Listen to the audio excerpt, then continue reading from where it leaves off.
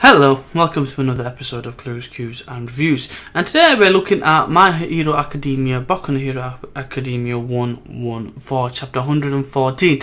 Early release, which means I'll hopefully when they do come out, I will do Black Clover and One Piece, and if Red Sprite comes, I'll do Red Sprite as well. But we are going to focus on My Hero Academia first, as this is the first thing that's been scanlated.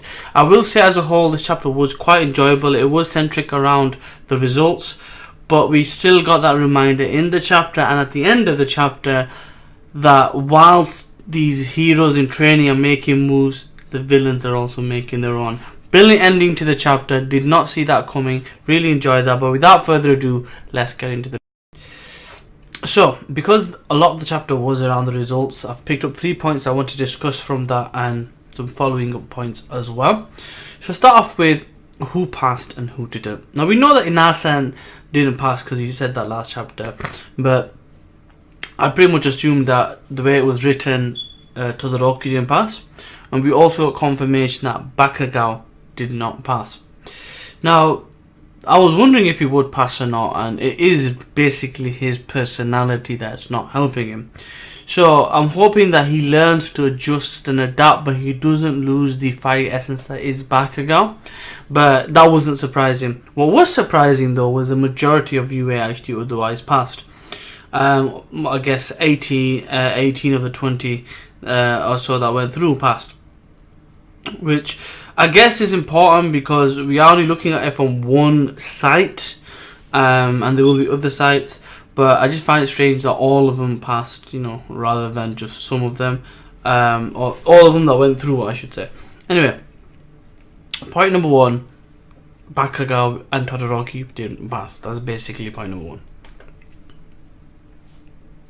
So, point number two, there's two parts to this, so it's to do with scores and judging. Now, what was interesting, because they basically reconfirmed it again, that essentially your points were based on a reduction system, and when you got below 50, you failed. To give you a few of the, not all of them, but a few of the main ones, Momo, unsurprisingly, got the high score, 94. Ida got 80, Izuku got 71, and basically they get notes on why they were knocked down, which is really good. The main thing that stuck with Izuku was hesitation, not his action but his delay in action, and he was talking about being hesitant, his legs shaking and things like that. He also made Izuku wonder why there were no bonus points, so to speak. So for actions that you did well, why were there no redemption points? And he felt that it was strange that they didn't get any redemption points, and the fact that people that went below 50 could have got taken out of the test way in advance, and just left for the rest of them, but they didn't. They let them stay there till the end, and he was wondering why.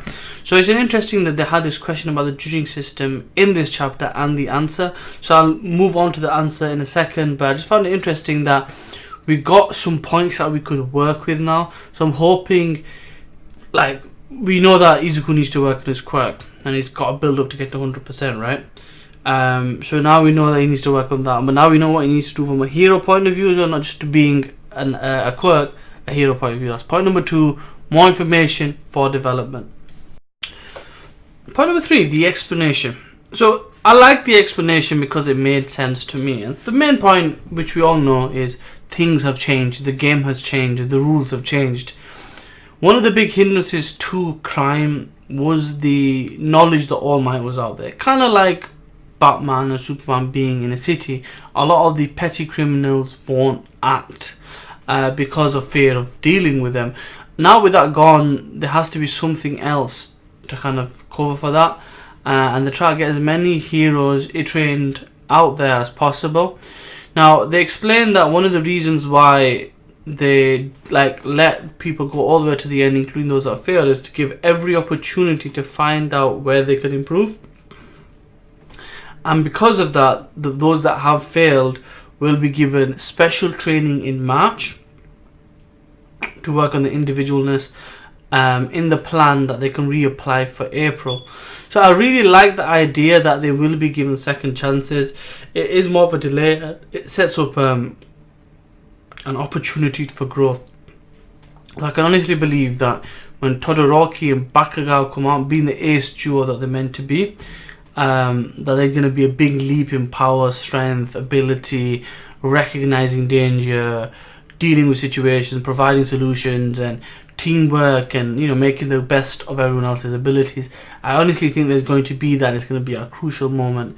I really enjoyed that. I really enjoyed the fact that they are putting specific effort into developing people in different ways and making them more well-rounded. Because we don't want the Inasa and Endeavour situation again, I guess. So I really like that they put emphasis in that.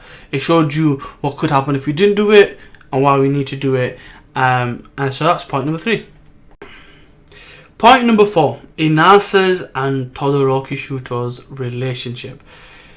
It's funny, it was a bit daft, because at the beginning it started off and they're like, apologies, and Inasa's like, I'm sorry that my the string in my heart made you fail, and Todoroki's like, no, it's because I wanted to be more like my dad, and I wanted to come out of his shadow, and it put a lot of weight on me that I didn't act in the right way, and things like that.